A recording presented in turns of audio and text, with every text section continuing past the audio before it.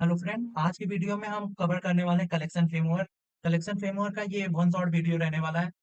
Collection framework basically start करने से पहले आपको बताना चाहता हूँ कि आपका अगर इंटरफेस एंड क्लास का कॉन्सेप्ट नहीं क्लियर है तो कलेक्शन फ्रेमवर्क आपको नहीं आने वाला, क्योंकि आप इसमें देख सकते हैं कलेक्शन फ्रेमवर्क एक इंटरफेस है। एंड जो भी ये है सेट एंड अदर जितने भी इसमें है सब कुछ, ये सब क्लास एंड इंटरफेस पे ही बेस्ड है। फिर भी मैं आपको ट्राई करूंगा कि बेटर अंडरस्टैंडिंग हो। बट अगर आपका इंटरफेस एंड क्लास का कॉन्सेप्ट क्लियर नहीं तो वन शॉट वीडियो आप हमारा रेफर कर सकते हैं। बेसिकली कलेक्शन फ्रेमवर्क होता क्या है? ये एक वे होता है डाटा स्टोर करने का एंड डाटा मैनिपुलेट करने का।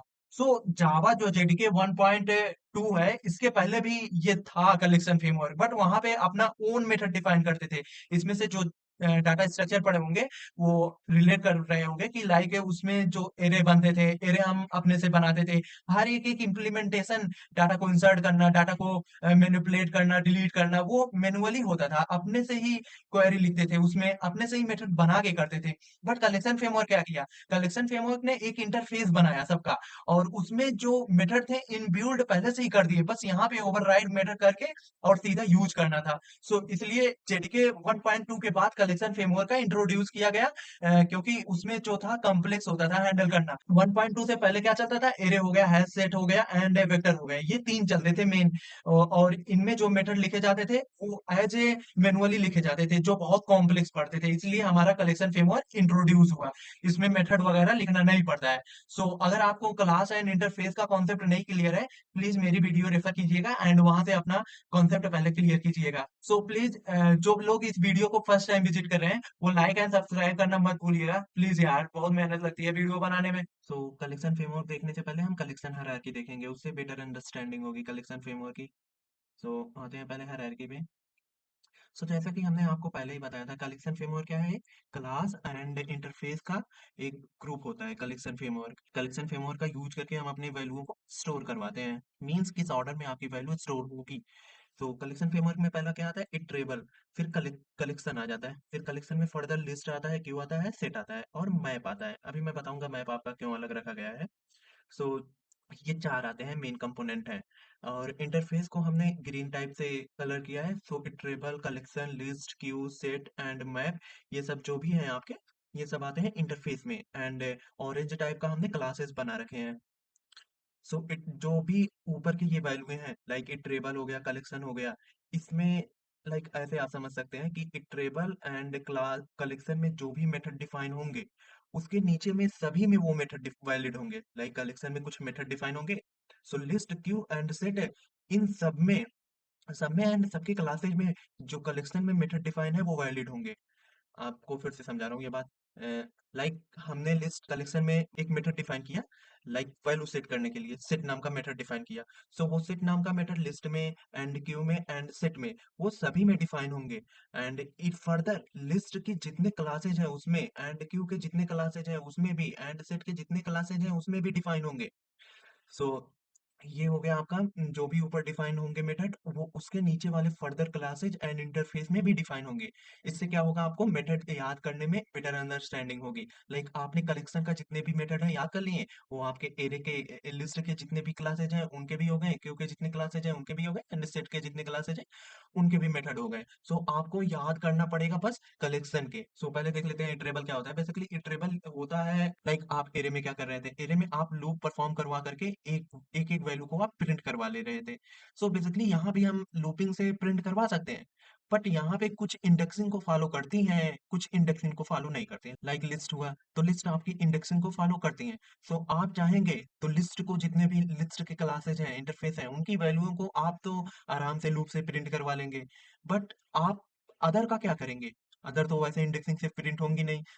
सबको इंडेक्सिंग से प्रिंट करवा लें, इसके लिए हमने इटरेबल मेथड या इंटरफेस यहाँ पे डिफाइन किया है, जिसके द्वारा हम क्या करेंगे?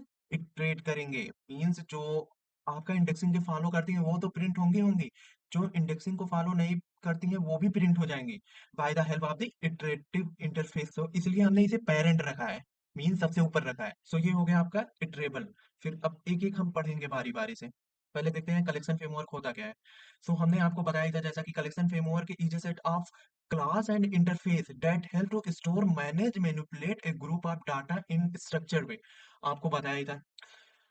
फिर आ गया मेन कंपोनेंट क्या होते हैं। कलेक्शन फ्रेमवर्क में मेन कंपोनेंट क्या होते हैं, आपको पहले ही मैंने बताया था कि आपको कलेक्शन फ्रेमवर्क में टोटल आप डील करेंगे क्लास एंड इंटरफेस से ही डील करेंगे। सो इंटरफेस होता है जो ब्लूप्रिंट होता है, this define the standard operation for each type of collection. ये सम स्टैंडर्ड ऑपरेशन डिफाइन करेंगे जो कि नीचे दिए गए सभी क्लासेज उसे फॉलो करेंगी। आपसे बताया था ना, यहाँ पे देखिए इंटरफेस जितने भी हैं, इसमें जो भी मेथड या कुछ भी डिफाइन रहेंगे उसके नीचे के सभी क्लासेज इनको फॉलो ही फॉलो करेंगी। सो यहाँ पे यही लिखा गया है कि standard operation for each type of collection, सभी कलेक्शन, इस collection, each type of collection means जो भी नीचे दिए गए हैं क्लासेज वो आपकी जरूर इनको फॉलो करेंगी, इनमें जो भी ब्लूप्रिंट या फिर जो भी मेथड इंटरफेस में डिफाइन किए रहेंगे। सो आपका क्या क्या होते हैं इंटरफेस में, लाइक कलेक्शन आपको बता ही दिया, ये रूट होता है सभी कलेक्शन क्लासेज एंड इंटरफेस का, फिर लिस्ट हो गया, फिर सेट हो गया, और की हो गया, एंड मैप हो गया। ये आपके चार जो है ये मेन आपके इंटरफेस है। अब फिर फर्दर आते हैं नीचे क्लासेज में। क्लासेज क्या करते हैं, इम्प्लीमेंटेशन करवाते हैं। लाइक कैसे, आपको बताया था ना मैं कि लिस्ट सेट क्यू और मैप में सब मेथड डिफाइन होंगे, उन मेथड को फर्दर आपकी क्लासेस जो भी है वो फॉलो करेंगी, इंप्लीमेंट करवाएंगी उन मेथड को। लाइक फिर से इसे देखते हैं, आपको बताया था ना list Q and set, set and map में भी इसमें सम मेथड डिफाइन होंगे जिसे फॉलो करती हैं क्लासेस, जिसे फॉलो करके क्लासेस सम ऑपरेशन डिफाइन करवाएंगी। सो क्लासेस क्या हो गई, इंप्लीमेंटेशन का पार्ट हो गए। सो क्लासेस क्या करवाती है, इम्प्लीमेंटेशन। लाइक लिस्ट इंटरफेस में क्लासेस कौन कौन सी होंगी, लिंक लिस्ट हो गया, एंड एरे लिस्ट हो गया, लिंक लिस्ट हो गया, एंड स्टैक हो गया, एंड वेक्टर हो गया, ये सब क्लासेज हैं। फिर सेट में जैसे हो गया हैश सेट हो गया, लिंक्ड हैश सेट हो गया, ट्री सेट हो गया। क्यू में क्या हो गया, प्रायोरिटी क्यू हो गया, एरे क्यू हो गया। मैप में क्या हो गया, हैश मैप हो गया, ट्री मैप हो गया, लिंक्ड हैश मैप हो गया। ये सब क्लासेज हो गई। And why use collection framework, हम कलेक्शन फ्रेमवर्क का यूज क्यों करते हैं, सो ग्रुप ऑफ डाटा करने के लिए। हमने आपसे पहले ही बताया था, जो यूजर इंटर करेगा डाटा को, लाइक आपने एक रियल वर्ल्ड से रिलेटेड वेबसाइट बनाई, ठीक है, आपने उसमें सब इनपुट फील्ड दिया यूजर से इनपुट करवाने के लिए। अब उसके डाटा को आप स्टोर किस फॉर्म में करवाएंगे, लाइक यूजर ने ईमेल आईडी दे दिया आपको, आप ईमेल को सेट में इनपुट करवाएंगे, सेट क्योंकि यूनिक वैल्यू लेता है। सो सेट में आप उसकी वैल्यू इनपुट करवा करके ले जा करके डाटाबेस में स्टोर करवा देंगे। सो इसलिए यूज होता है। एंड बिल्डिंग मेथड होता है, लाइक ऐड हो गया, रिमूव हो गया, एंड सर्च सॉर्ट, ये सब हो गए। एंड एल्गोरिदम में भी काम आता है, लाइक सॉर्टिंग हो गया, सफरिंग हो गया, इन सब में आते हैं। फिर यहाँ पे आ जाओ कलेक्शन, कलेक्शन इंटरफेस क्या होता है। सो बेसिकली ये तो आपको बताया था, एन इंटरफेस होता है इन जावा, जो क्या होता है, रूट होता है, रूट इंटरफेस होता है, मीन सभी सभी का पेरेंट होता है ये। एंड सम इसमें मेथड प्रोवाइड होते हैं, लाइक ऐड हो गया, रिमूव हो गया, साइज हो गया, क्लियर हो गया। अभी ये फिर से पढ़ाऊंगा आगे, आपका इंडेक्स में दिया गया है। फिर कलेक्शन फ्रेमवर्क क्या होता है, collection framework is is entire architecture और सिस्टम।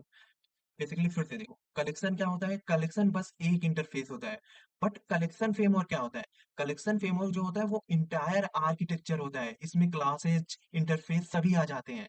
एंड कलेक्शन फ्रेमवर्क क्या होता है, इंक्लूड किया रहता है, लाइक क्लासेज हो गए, इंटरफेस हो गया, क्लासेज हो गए, एल्गोरिदम हो गए, ये सभी को इंक्लूड किया रहता है। But whereas collection interface क्या करता है, बस एक अपना इंटरफेस ही इंक्लूड करता है, and collection framework interface, classes, algorithm सब इंक्लूड करता है। ये 2 नंबर में पूछ सकता है, डिफाइन कीजिए कलेक्शन एंड कलेक्शन फ्रेमवर्क। सो दोनों में डिफरेंस आप बता दीजिएगा, बेटर अंडरस्टैंडिंग आपको हो ही गई होगी। कलेक्शन फ्रेमवर्क का हायरार्की हम देख ही चुके हैं। अब आते हैं इटरेबल इंटरफेस जो होता है वो क्यों यूज करते हैं। सो बेसिकली हमने आपको बताया ही था क्यों यूज करते हैं, लूपिंग के थ्रू भी हम ट्रेवर्स कर सकते थे, बस कलेक्शन, बट कलेक्शन में क्या होता है, इंडेक्सिंग इसमें नहीं होती है कुछ कुछ में। तो इसलिए हम प्रिंट करवाने के लिए वैल्यू को इटरेबल मेथड का यूज करते हैं। सो ये हो गया आपका इटरेबल का। फिर इटरेबल में कुछ मेथड डिफाइन होते हैं, लाइक हैज नेक्स्ट। ये क्या करता है, अगर आप जैसे आप किसी लिस्ट में वैल्यू स्टोर करवाएं, ठीक, अब लिस्ट की एक एक वैल्यू प्रिंट करवा रहे हैं, हैज नेक्स्ट क्या करेगा, बुलियन वैल्यू देता है, ट्रू एंड फॉल्स। अगर आपके उस लिस्ट में आगे वैल्यू प्रेजेंट होंगी, लाइक आपने आपके लिस्ट में 1 2 3 4 5 दिया गया है, ठीक, आप 1 प्रिंट करवा लिए, फिर आप पूछेंगे क्या हैज नेक्स्ट है, उस मीन्स आप उस लिस्ट में देख रहे हैं कि क्या आगे वैल्यू प्रेजेंट है, आपने 1 ही प्रिंट करवाया था, अभी तो 2 3 4 5 वैल्यू प्रेजेंट है ना। तो हैज नेक्स्ट क्या करेगा, आपको ट्रू वैल्यू देगा, फिर आप नेक्स्ट पे जा करके वैल्यू रिटर्न करवा देंगे। नेक्स्ट क्या करता है, आपकी वैल्यू को रिटर्न करवाता है, लाइक आप पहले पूछे थे कि क्या हैज नेक्स्ट में है कि नहीं वैल्यू, मीन्स ट्रू देगा हैज नेक्स्ट की नहीं। सो आप में 2 प्रेजेंट था, तो वो तो ट्रू दे देगा, फिर नेक्स्ट से क्या करेंगे, 2 को प्रिंट करवा देंगे। बेसिकली नेक्स्ट क्या करता है, आपकी वैल्यू जो आगे की रहेगी वो प्रिंट करवा देगा। एंड रिमूव क्या करता है, आपके वैल्यू को रिमूव कर देता है, लास्ट इंडेक्स की वैल्यू को रिमूव कर देता है। इनको फर्दर हम नीचे एक एक बारी बारी से पढ़ने वाले हैं। सो यहाँ पे सब इंटरफेस क्या होता है देखते हैं। सब इंटरफेस बेसिकली क्या होता है, जो इंटरफेस दिए गए हैं कलेक्शन के नीचे जितने भी इंटरफेस हैं वो सब इंटरफेस हो जाएंगे कलेक्शन के। लाइक आपका हो गया लिस्ट, हो गया सेट, हो गया क्यू, हो गया, ये इंटरफेस है। तो कलेक्शन एक पेरेंट है, तो पेरेंट के जितने भी नीचे इंटरफेस हैं वो आपके हो गए चाइल्ड इंटरफेस और सब इंटरफेस हो गए। उसके बाद लिस्ट देखते हैं बेसिकली। लिस्ट क्या होता है? List interface is a child of the collection interface, या सो बेसिकली लिस्ट इंटरफेस जो होता है वो चाइल्ड होता है आपका कलेक्शन इंटरफेस का। लिस्ट ही नहीं, जितने नीचे दिए गए लिस्ट सेट क्यू मैप जितने भी हैं नीचे वो सभी चाइल्ड होते हैं कलेक्शन फ्रेमवर्क का। एंड लिस्ट क्या होता है? ये ऑर्डर्ड कलेक्शन को स्टोर करता है, उसके बाद एक्सेस करता है बाय द इंडेक्स, उसके बाद इसमें डुप्लीकेट वैल्यू अलाउ होते हैं। अब देखते हैं थोड़ा सा और नीचे आते हैं। सो लिस्ट में क्लासेस कौन कौन से हैं? एरे लिस्ट हो गया, लिंक लिस्ट हो गया, एंड वेक्टर हो गया, स्टैक हो गया, ये सब क्लासेस दिए गए हैं एरे लिस्ट में। और फिर उसके बाद अभी एरे लिस्ट इन सबको हम बारी बारी से फिर से पढ़ेंगे। और उसके बाद देखते हैं कॉमन लिस्ट इंप्लीमेंटेशन देखते हैं। आपको बताया ही था लिस्ट में कौन कौन से होते हैं क्लासेस, एरे लिस्ट हो गया, लिंक लिस्ट हो गया, वेक्टर हो गया, स्टैक हो गया। अब देखते हैं एरे लिस्ट क्या करता है। बेसिकली ऑर्डर्ड वैल्यू स्टोर करता है एंड अलाउ करता है डुप्लीकेशन को, एंड थ्रेड सेफ नहीं है, अलाउ करता है नल वैल्यू को। फिर उसके बाद आ जाते हैं लिंक लिस्ट में, ये क्या करता है? ऑर्डर्ड होता है, डुप्लीकेशन अलाउ करता है, थ्रेड सेफ नहीं होता है, एंड नल को अलाउ करता है। फिर वेक्टर को आ जाते हैं। देखिए, वेक्टर को इनहेरिट करता है, एक्सटेंड करता है स्टैक। सो वेक्टर जो भी होगा वो स्टैक होना मस्ट ही है। लाइक स्टैक आपका ऑर्डर्ड है, तो वेक्टर आपका ऑर्डर्ड है, सो स्टैक भी ऑर्डर्ड ही होगा। एंड वेक्टर आपका जो डुप्लीकेशन को अलाउ करता है, तो आपका जो स्टैक है वो अलाउ ही करेगा। एंड थ्रेड सेव है, तो आपका स्टैक भी थ्रेड सेव है, नल वैल्यू सब अलाउ करते हैं, सो यहाँ पे नल वैल्यू अलाउ होगा। हम आपको दोबारा ये array list and link list vector stack नहीं पढ़ाने वाले। आपको डेफिनेशन में क्या लिखना पड़ेगा? Array list is ordered duplicate value allowed and thread safe and null value allowed, ये लिख करके आपको फिर उसके सब मेथड डिफाइन कर रहा हूँ यहाँ पे नीचे, आपको ये मेथड लिखने पड़ेंगे एग्जाम में। फिर आपको मैं अभी एक यहाँ पे प्रोग्राम बताऊंगा बड़ा सा, फिर वो प्रोग्राम को आप डिफाइन कर दीजिएगा, बस आपका हो गया उतना, उतने में आपका जो भी है ये दिया गया है, क्या कहते हैं, लिस्ट, आपकी लिस्ट खत्म हो जाएगी। एंड आपका मोस्ट प्रोबेबली 3 to 4 पेज का कवर हो जाएगा। फिर कॉमन मेथड क्या होते हैं लिस्ट में देखते हैं। लाइक ऐड हो गया, ऐड क्या करवाता है? ऐड आपकी जो भी वैल्यू दी रहेगी उसे ऐड करवाता है। फिर ऐड इंडेक्स देंगे एंड वैल्यू देंगे, सो प्रॉपर उस इंडेक्स पे वैल्यू आपकी ऐड हो जाएगी। एंड रिमूव क्या करवाता है? आप उसमें वैल्यू डालेंगे, वो वैल्यू आपकी रिमूव हो जाएंगी। फिर रिमूव इंडेक्स दिया रहेगा, उस इंडेक्स की वैल्यू को रिमूव कर देगा। एंड ये देखिए, ये इस साइड जो भी है, array list, link list, stack and vector जो भी है, इन सभी में ये कॉमन है। सो मैंने कॉमन मेथड ही लिख रखे हैं यहाँ पे। गेट क्या करेगा? इंडेक्स देंगे, उस इंडेक्स की वैल्यू आपका लाके दे देगा। एंड सेट क्या करेगा? सेट आपका इंडेक्स देंगे एंड उस इंडेक्स पे जाके वैल्यू आपकी सेट हो जाएगी। फिर कंटेंट क्या करेगा? आपको ट्रू एंड फॉल्स वैल्यू देगा। अगर वो कंटेंट कंटेन करेगा आपका वैल्यू को, सो वहां पे ट्रू दे देगा, अगर नहीं करेगा तो फॉल्स दे देगा। एंड साइज क्या करता है? साइज आपकी दे देगा उस लिस्ट की। उसके बाद इम्पटी क्या करता है? इज इम्पटी आपका ये चेक करता है कि आपकी जो लिस्ट दी गई है वो इम्पटी है या नहीं। अगर ट्रू रिटर्न कर देगा तो वो इम्पटी है। क्लियर क्या करता है? आपका जितना भी दिया गया है डाटा वैल्यू को उसे क्लियर कर देता है। एंड इटरेटर क्या करता है? इटरेट करता है, एक एक वैल्यू को प्रिंट करवाता है। अब एक कॉमन एग्जांपल से देखते हैं। हमने यहाँ पे एक कॉमन एग्जांपल लिया है जिसमें सारे मेथड कंप्लीट करवा देंगे। तो हमने क्या किया है? एरे लिस्ट क्लास है, क्लास का हमने एक ऑब्जेक्ट बनाया है एरे लिस्ट का। फिर उसके बाद लिंक लिस्ट भी आपका एक क्लास है, उसका हमने एक ऑब्जेक्ट बना लिया है लिंक लिस्ट का। फिर उसके बाद हमने वेक्टर का एक क्लास है, वेक्टर का हमने यहाँ पे एक ऑब्जेक्ट बना लिया है। फिर इन सभी में हम वैल्यू ऐड कर रहे हैं। लाइक यहाँ पे हो गया एरे लिस्ट डॉट ऐड, फिर link list dot add, vector dot add, हमने इन सभी वैल्यूओं को ऐड कर दिया है उनके अंदर। फिर ऐड पर्टिकुलर इंडेक्स से करवा रहे हैं, यहाँ पे हमने इंडेक्स पास किया है। फिर उसके बाद उस इंडेक्स पे हमने उस वैल्यू को सेट कर दिया है। लाइक यहाँ पे 1 है, फिर यहाँ पे ब्लूबेरी इंडेक्स 1 इंडेक्स पे इंसर्ट करवा दिया, फिर 1 इंडेक्स पे कोकोनट को इंसर्ट करवा दिया वेक्टर में। एंड लिंक लिस्ट में ब्लूबेरी इसी तरह से सेम एरे लिस्ट में इंसर्ट करवाया है। फिर यहाँ पे रिमूव करवा रहे हैं एक पर्टिकुलर जो दिए गए ऑब्जेक्ट है। लाइक हमने एरे लिस्ट में से एप्पल को हम जो क्या करवा रहे हैं? रिमूव करवा रहे हैं। फिर उसके बाद लिंक लिस्ट में से बनाना को रिमूव करवा रहे हैं। एंड जो वेक्टर डॉट रिमूव है, वेक्टर में से हम चेरी को रिमूव करवा रहे हैं। फिर रिमूव पर्टिकुलर इंडेक्स दे करके हम रिमूव करवा रहे हैं। लाइक एरे लिस्ट में जो जीरो इंडेक्स पर जो वैल्यू दी गई है उसे रिमूव कर दो, एंड लिंक लिस्ट में जीरो पर जो वैल्यू दी गई है उसे, एंड वेक्टर में जीरो पर जो वैल्यू दी गई है उसे रिमूव करवा दो। अब गेट लिस्ट में आते हैं, इसमें क्या करेंगे? इंडेक्स पास करेंगे, उसकी वैल्यू आ जाएगी। लाइक एरे लिस्ट में पहले मैंने ऑरेंज को ऐड किया है, फिर उसके बाद ऑरेंज को जैसे ही ऐड करूंगा वो तो जीरो इंडेक्स पे चला जाएगा। फिर यहाँ पे गेट करवा लिया है जीरो इंडेक्स को, तो ऑरेंज जो है आके प्रिंट हो जाएगा। फिर ऐसे सेट में क्या होगा? आप इंडेक्स देंगे लेंगे और उस इंडेक्स पर वैल्यू को यहाँ पे जो दी गई वैल्यू रहेगी उसे सेट कर देंगे। लाइक हमने एरे लिस्ट में क्या किया, सेट करवाया 0 पे मैंगो को सेट करवाया है। यहाँ पे पहले रिप्लेस हो जाएगा ऑरेंज जो यहाँ पे दिया गया था 0 पर, वो रिप्लेस हो जाएगा मैंगो से। अब मैंगो आपका आ गया 0 इंडेक्स पे, एंड जो आपका ऑरेंज है वो चला जाएगा 1 इंडेक्स पे। सो ये हो गया। फिर ऑब्जेक्ट कंटेन करेगा या नहीं, ये ट्रू एंड फॉल्स देता है। सो यहाँ पे हम लोग क्या कर रहे हैं, एरे लिस्ट डॉट कंटेन का यूज करके मेथड का मैंगो को देख रहे हैं वो कंटेन कर रहा है कि नहीं लिस्ट। सो यहाँ पे देख सकते हैं, जैसा कि यहाँ पे हमने पहले ही बताया था, मैंगो जो है आपका 0 पर है, यानी वो कंटेन कर रहा है। सो इसलिए यहाँ पे ट्रू प्रिंट हो जाएगा। और फिर उसके बाद साइज क्या करेगा, वो साइज दे देगा आपके लिस्ट का, एरे लिस्ट का वो साइज दे देगा। सो साइज 1 दे दिया है। उसके बाद इम्पटी आते हैं। इम्पटी अगर रहेगी सो वहां पे ट्रू प्रिंट करवाएगा, अगर इम्पटी नहीं रहेगी सो वहां पे फॉल्स प्रिंट करवाएगा। So array list dot is empty, empty है कि नहीं, सो ट्रू दे दिया यानी इम्पटी है। उसके बाद क्लियर क्या करेगा, आपकी जितनी भी वैल्यू वेक्टर में होंगी उसे वो क्लियर कर देगा। एंड इटरेटेबल मेथड लगा करके हम एक एक वैल्यू प्रिंट करवा सकते हैं। सो आपको बस यही जो भी मेथड दिए गए हैं, लाइक गेट करना है, फिर सेट करना है, फिर कंटेंट करना है, साइज, इम्पटी, क्लियर, इटरेटेबल, इन सभी मेथड को वहां पे डिफाइन करना है। फिर उसके बाद यही जो आपको एज इट इज दिया गया एग्जाम्पल है, इसे वहां पे लिख देना है। बस इतना ही करना है आपको। अब आगे देखते हैं स्टैक। बेसिकली स्टैक जो होता है वो आपका लीफो पर बेस्ड होता है। स्टैक आपका जो होता है आपका लीफो पर बेस्ड होता है। सो इसका अलग से कुछ ऑपरेशन दिए गए हैं, लाइक पुश हो गया, पॉप हो गया एंड पीक हो गया। सो ये सब जो ऑपरेशन दिए गए हैं ये स्टैक में अलग से दिए गए हैं। हाँ, वो जो भी ऑपरेशन थे ऊपर, मेथड थे, वो वैलिड होंगे स्टैक में, बस स्टैक में सम अदर ऑपरेशन भी डिफाइन किए गए हैं। ये 3 जो हैं ये अदर ऑपरेशन भी हैं। सो पुश क्या करता है, बेसिकली एलिमेंट को ऐड करवाता है। पॉप क्या करता है, रिमूव करवाता है। पिक बताता है आपका ऊपर वाली वैल्यू जो भी रहेगी, टॉप ऑफ द वैल्यू वो रिटर्न करवा देगा। एंड इज इम्पटी बताता है आपका खाली है कि नहीं स्टैक। एंड सर्च क्या करवाता है, return, return based on position element from top, top से आपका किस पोजीशन पे वैल्यू बेस्ड है उस पोजीशन को आपका रिटर्न करवा देगा। इसे एक एग्जांपल से देखते हैं। सो आपका वेक्टर जो है वो सिंक्रोनाइज होता है, सो स्टैक भी सिंक्रोनाइज होगा, वो आपको पहले ही बता दिया। एग्जांपल देखते हैं इसका। पहले मैंने स्टैक नाम का एक आपका ऑब्जेक्ट बनाया, फिर स्टैक में हमने पुश करवाई है वैल्यू को। लाइक पुश पुश करने से क्या होता है, आपकी वैल्यू स्टैक में एक एक जा करके इंसर्ट हो जाएगी। पहले जावा आएगा, फिर उसके बाद पाइथन आएगा, फिर सी आएगा। सी सबसे ऊपर है। सो अब देखते हैं स्टैक को जब प्रिंट करवाएंगे, सो पहले जावा आ गया, फिर पाइथन आ गया, फिर सी आ गया।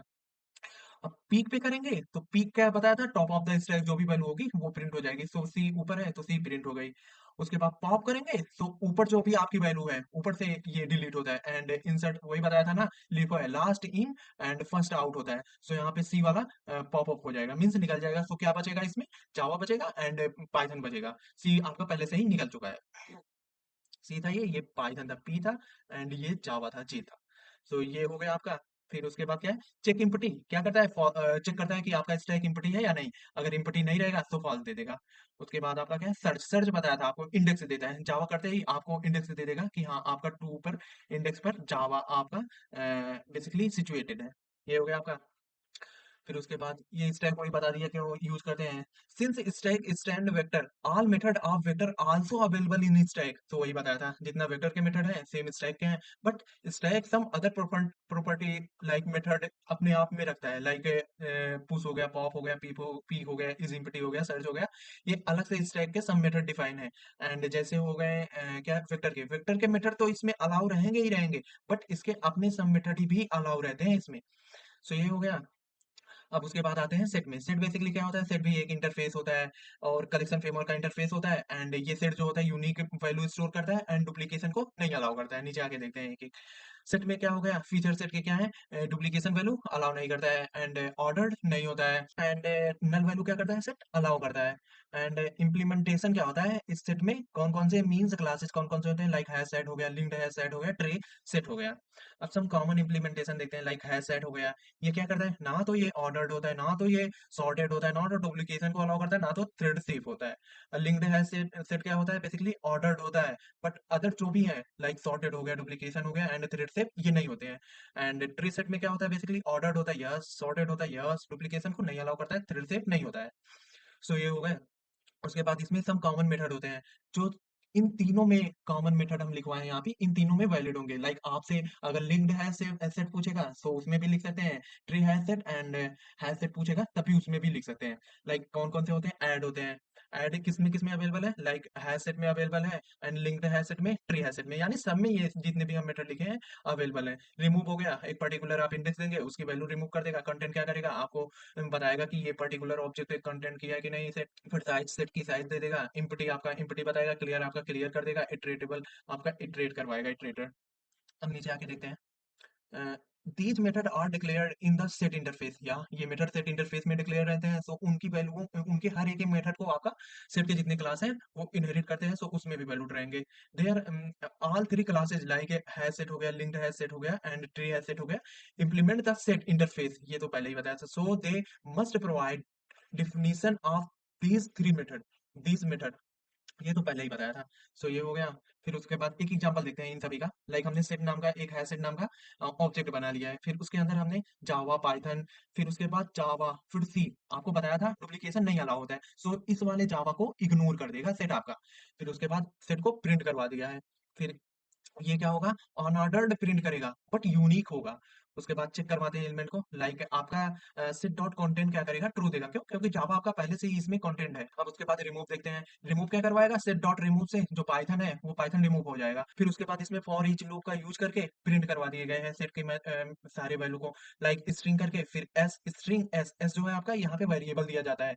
एंड ये सेट क्या है, बेसिकली सेट में जितनी भी वैल्यू है वो एक एक उठ करके आके एस एस नाम के वेरिएबल में स्टोर होती रहेंगी, एंड एस नाम का वेरिएबल बारी बारी से उन वैल्यूओं को प्रिंट करवाता रहेगा। से हो गया फॉर लूप हो गया। सेट डॉट साइज क्या करेगा, आपकी साइज बता देगा। फिर आउटपुट ये उन सबका दिया गया है। फिर आते हैं क्यू पर। क्यू बेसिकली क्या होता है, ये फीफो पर बेस्ड होता है, फर्स्ट इन फर्स्ट आउट होता है डाटा स्ट्रक्चर में।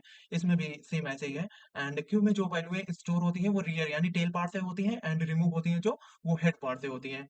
एंड ये भी एक कलेक्शन फ्रेमवर्क का पार्ट है, जैसा कि हमने ऊपर ही देखा था। उसके बाद सम फीचर देख लेते हैं क्यू का, लाइक ऑर्डर्ड होती है क्यू, यस। डुप्लीकेशन अलाउ करती है, यस। फीफो बेस्ड होती है, यस। एंड नल अलाउ करती है, नो, नल नहीं अलाउ करती है। फिर उसके बाद सम कॉमन इंप्लीमेंटेशन देखते हैं, लाइक क्यू में क्या हो गई, लिंक लिस्ट हो गई, क्यू प्रायोरिटी क्यू हो गई, एंड एरेडिव क्यू हो गए। सो ये जितने हैं ये क्लासेज हैं क्यू के। फिर लिंक लिस्ट देखते हैं, ये ऑर्डर्ड होता है, यस। ब्लॉकिंग होता है, नो। फिर कैन यूज एज यूनिक, इसे यूनिक भी यूज कर सकते हैं। फिर प्रायोरिटी क्यू देखते हैं, ऑर्डर्ड होता है, नहीं। ब्लॉकिंग होता है, नो। फिर एलिमेंट ऑर्डर्ड बाय प्रायोरिटी, ये प्रायोरिटी पर ऑर्डर्ड होते हैं इसके एलिमेंट जो है। फिर एरे क्यू को देखते हैं, एरे क्यू में ऑर्डर्ड होता है, यस। ब्लॉकिंग होता है, नो। फास्टर होता है, ये क्यों? क्योंकि ये ब्लॉकिंग नहीं होता है, ये इसलिए फास्टर होता है। एंड सम कॉमन मेथड देखते हैं क्यू के, लाइक ऐड हो गया, सो ऐड ये करता है। ऑफर भी जो होता है वो ऐड करता है एलिमेंट को। एंड रिमूव हो गया, ये रिमूव करवाता है। पोल क्या करता है, पोल बेसिकली रिमूव करवाता है हेड की वैल्यू को, अगर हेड नहीं रहेगा तो नल दे देगा। फिर एलिमेंट क्या करता है, रिटर्न करवाता है हेड की वैल्यू को। फिर पीक क्या करता है, ये भी बेसिकली रिटर्न करवा देता देता है हेड की वैल्यू को। अब यहाँ पे मैंने कुछ आपको कलर्ड कर रखे हैं, लाइक ऑफर हो गया, पोल हो गया, एंड पीक हो गया। सो बेसिकली यही सब यूज होंगे एज ए क्यू में। क्यों? क्योंकि बाकी सब देख सकते हैं आप एक्सेप्शन थ्रो कर रहे हैं, एक्सेप्शन थ्रो करना नहीं चाहिए। सो ये मेथड जो है ये अलाउ तो होते हैं, पर यूज करने से इनको बचना चाहिए। सो ये जो आपके कलर्ड हैं यही आपके जो है क्यू मेथड में ज्यादातर यूज होते हैं। फिर आगे आते हैं, लाइक ये बताया ही था, ये जो है आपका एक्सेप्शन थ्रो करेगा, लीगल स्टेट एक्सेप्शन थ्रो करेगा, एंड जो थ्रेड सेफ होता है। एग्जांपल देते हैं अब इसका, लाइक मैंने यहाँ पे एक ऑब्जेक्ट बनाया है क्यू नाम का, फिर उसके अंदर ऑफर करवाया वैल्यू, ऑफर मींस ऐड करवाया, लाइक ऑफर कर दिया पाइथन जावा सी। उसके बाद क्या करवाया, क्यू को यहाँ पे प्रिंट करवा दिया गया है। फिर पीक किया है कि हेड की वैल्यू क्या है, सो हेड की वैल्यू पहले थी जावा, सो हेड की वैल्यू आ गई जावा। फिर उसके बाद रिमूव करवाया है, मीन्स पोल मीन्स रिमूव होता है, रिमूव करवा दिया है। फिर क्यू को फिर से प्रिंट करवाया है, तो रिमूव कौन सी होगी, हेड वाली वैल्यू। सो हेड वाली वैल्यू जो भी थी वो जावा रिमूव हो गई, पाइथन एंड सी प्रिंट हो गया यहाँ पे। सो आउटपुट आ गया जावा, पाइथन, सी प्लस प्लस आपकी वैल्यू प्रिंट आउट हो गई। फिर उसके बाद आपका जो मैंने वहां से रिमूव करवाया था, जावा को पुल करवाया था, सो पुल हो गया था। फिर उसके बाद क्यू वाली जो वैल्यू थी उसे प्रिंट करवाया था, पुल होने के बाद जावा यहाँ से हट गया था, so Python and C plus plus आ गया था। उसके बाद ये हो गया। फिर मैप देखते हैं। मैप क्या होता है, बेसिकली ये की वैल्यू ऑर्डर का पेयर स्टोर करता है कलेक्शन फ्रेमवर्क में, एंड ये पार्ट है जो आपका कलेक्शन फ्रेमवर्क का। सो लाइक की जो हो गया वो यूनिक रहनी चाहिए, वैल्यू जो है वो यूनिक नहीं मैंडेटरी है। फिर उसके बाद पैकेज जो है आप जावा डॉट यूटिल नाम के पैकेज में है, मतलब जितने भी आपके कलेक्शन फ्रेमवर्क है वो सभी जावा डॉट यूटिल नाम के पैकेज में है। ये आप कंटेंट बढ़ाने के लिए याद रखिएगा। फीचर क्या होता है, ये स्टोर करता है की वैल्यू पेयर में, तो की है फिर वैल्यू है उसके करस्पॉन्डिंग। फिर डुप्लीकेट की होता है इसमें, नॉट अलाउ होता है, डुप्लीकेट वैल्यू अलाउ होता है।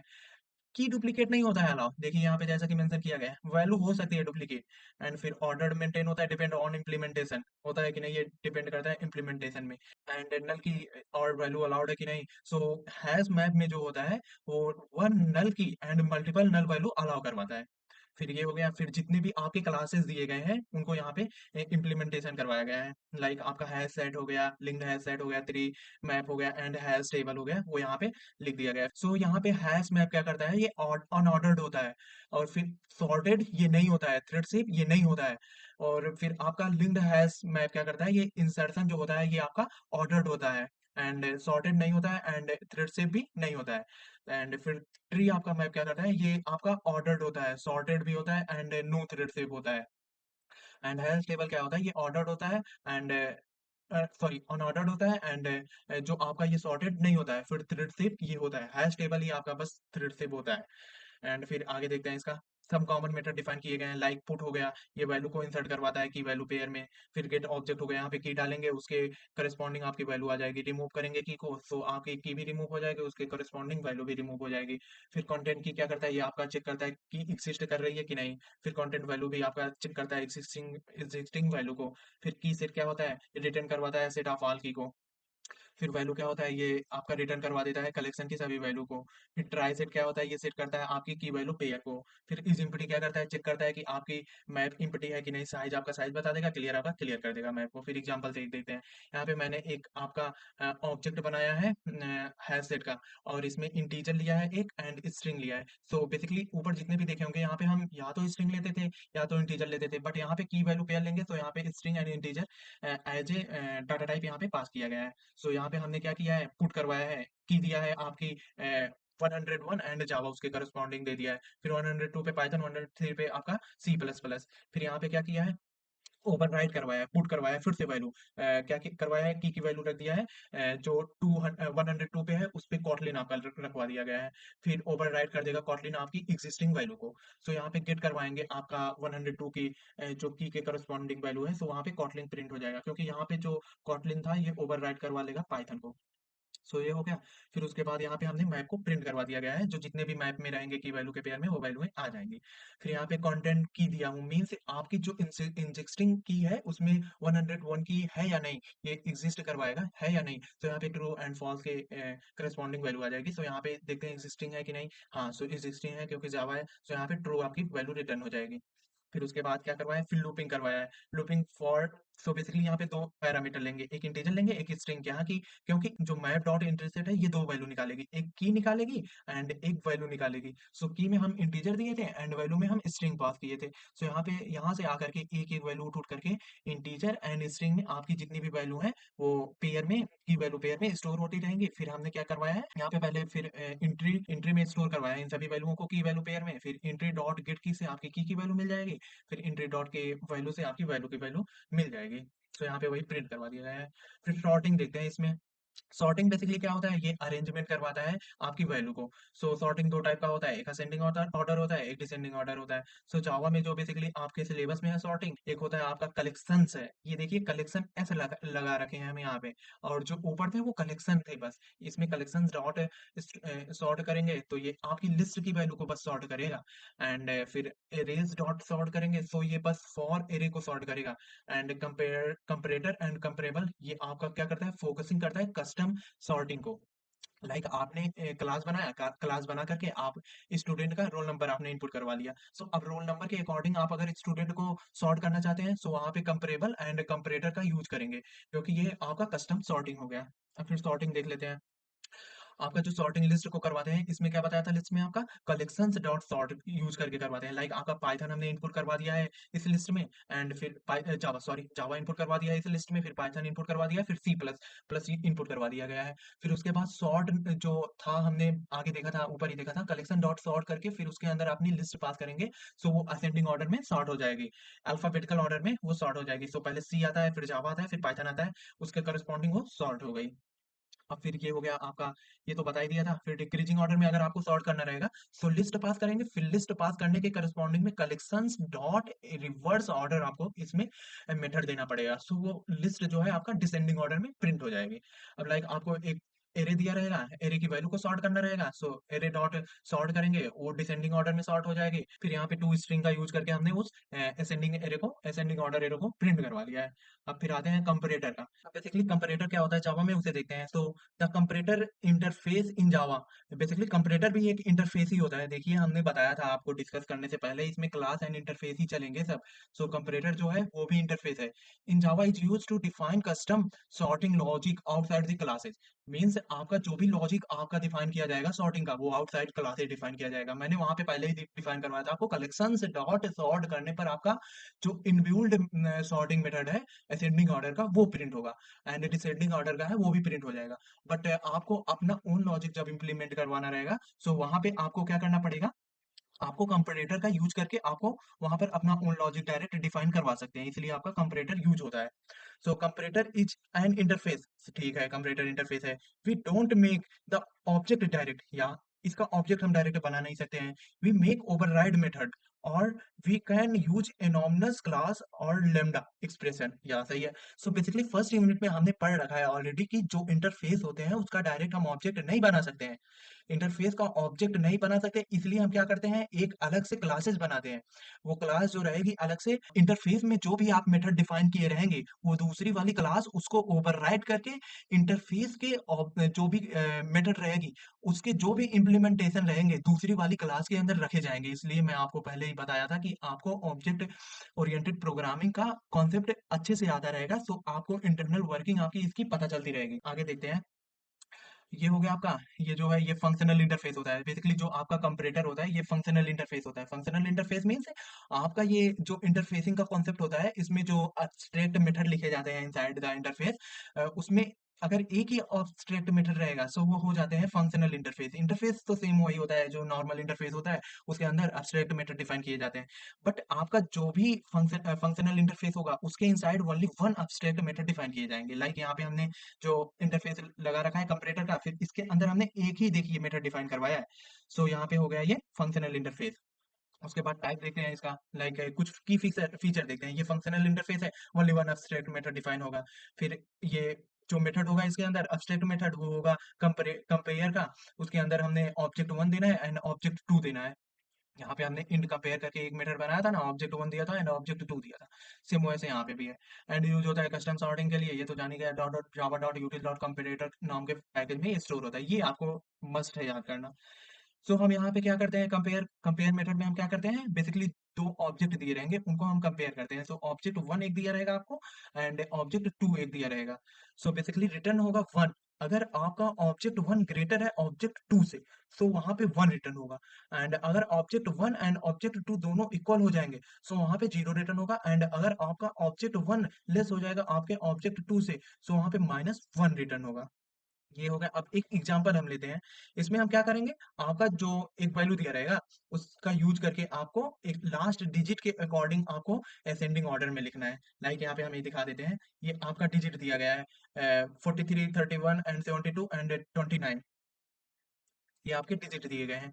अब इसके लास्ट डिजिट के अकॉर्डिंग हमको इनको सॉर्टिंग करना है, लाइक 9, 2, 1 एंड 3 के अकॉर्डिंग हमको इनमें सॉर्टिंग परफॉर्म करवाना है। अगर हम सीधा डायरेक्ट क्या है, कलेक्शन डॉट सॉर्ट करके एंड नम लिखते हैं, सो इसमें क्या होता है, आपका डायरेक्ट असेंडिंग ऑर्डर में सॉर्ट हो जाता है, नॉर्मल जो असेंडिंग ऑर्डर है।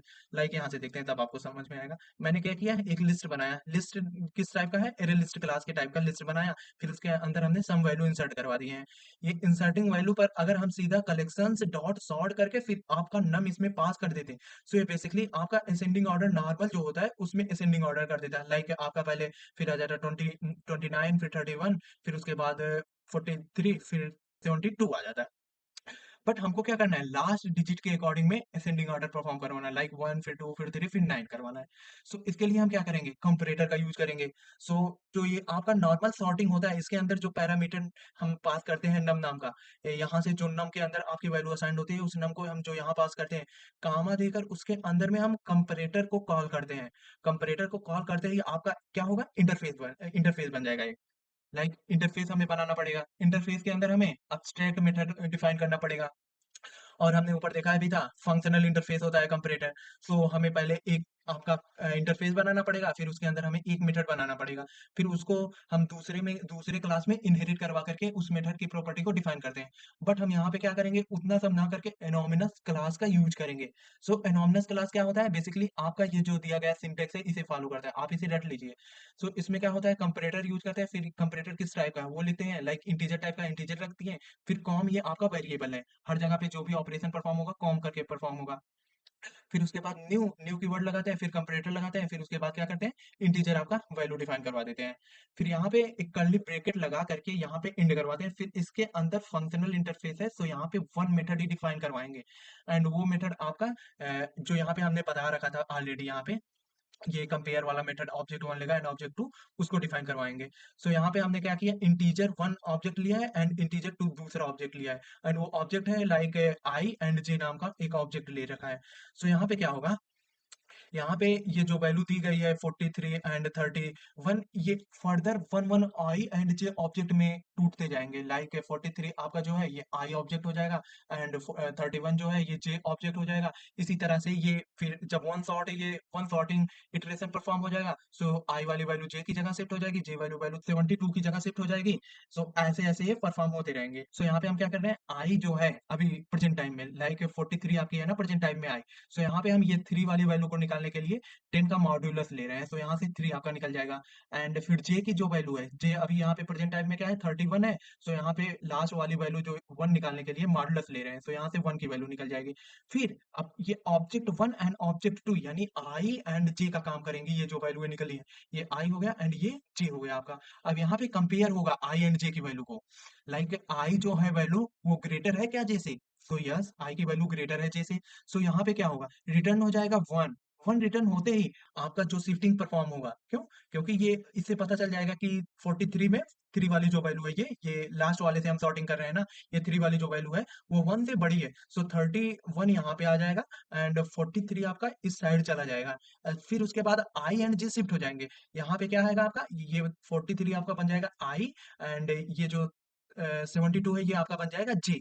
अब फिर से यहाँ पे इटरेशन परफॉर्म होगा, फिर से यहाँ पे ऑपरेशन परफॉर्म होगा सेम ऐसे ही, फिर ऐसे ऐसे करके ये शिफ्टिंग यहाँ पे परफॉर्म होती रहेगी एंड लास्ट में क्या होगा, ऐसा आउट करके हम नम को प्रिंट करवा लेंगे। सो ये टोटल आपका ओवरऑल हो गया कंपैरेटर। अब कंपेरेबल देखते हैं। सो यहाँ पे वो वाली लास्ट वाली डिजिट हमने प्रिंट करवा ली है।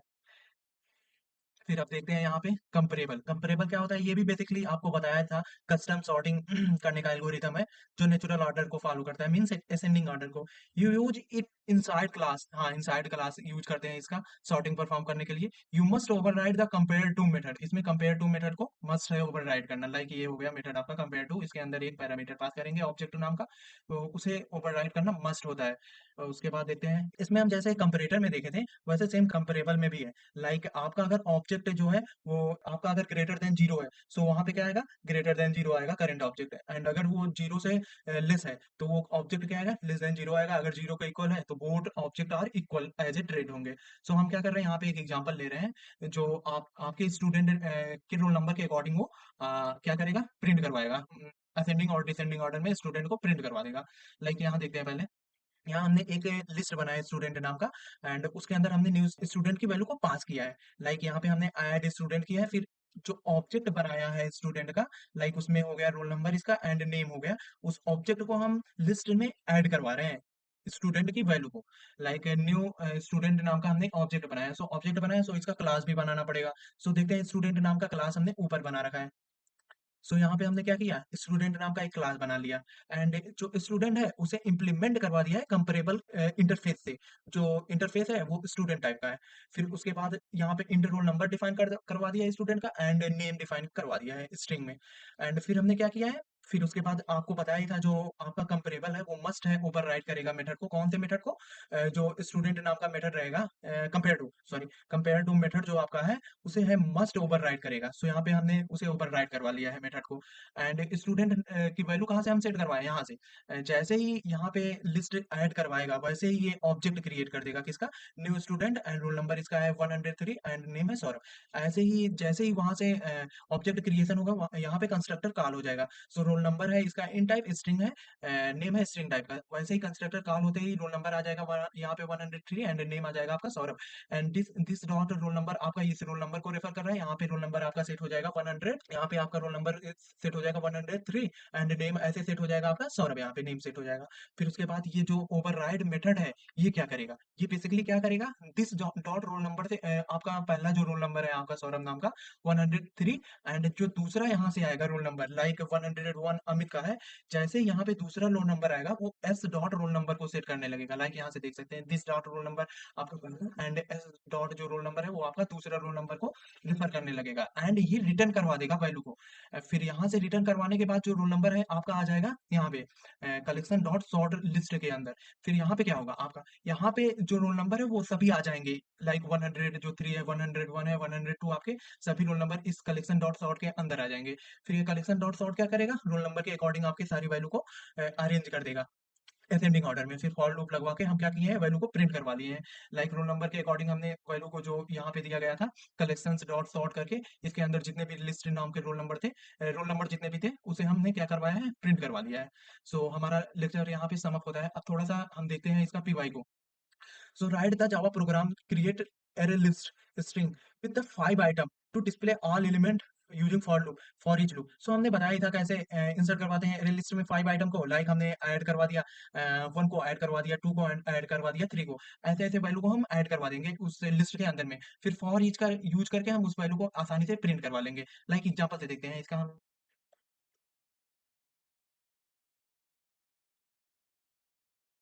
हमने क्या किया, यहाँ पे मेन नाम का क्लास बना लिया, उसके बाद पीएसवी हम लिखते हैं। फिर उसके बाद यहाँ पे हम एक लिस्ट बनाएंगे, लिस्ट। इस लिस्ट को हम देते हैं किस टाइप का, इंटीजर, इंटीजर। उसके बाद A R R is equal to new array list देते हैं, एरे लिस्ट। अब उसके बाद इसे क्लोज करते हैं। एरे लिस्ट को बेसिकली इंपोर्ट करवाना पड़ेगा।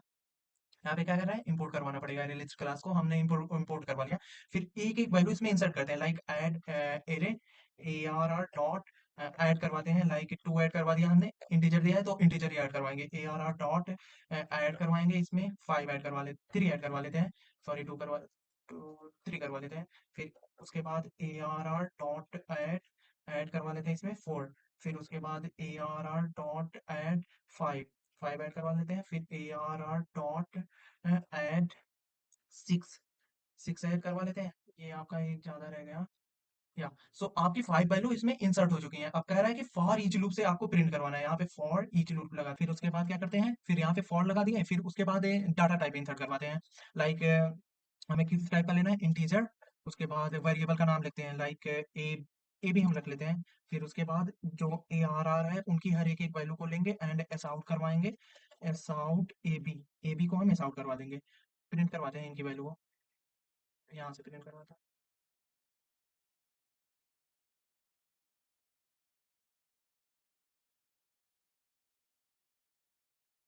सो यहाँ पे हमारी वैल्यू प्रिंट हो चुकी है। फॉर ईच लूप से 5 हमने वैल्यू डाली, फिर फॉर ईच से हम एक एक वैल्यू को प्रिंट करवा दिए। सो ये आपका क्वेश्चन हो चुका है। अब दूसरा क्वेश्चन, अगले क्वेश्चन पे बढ़ते हैं।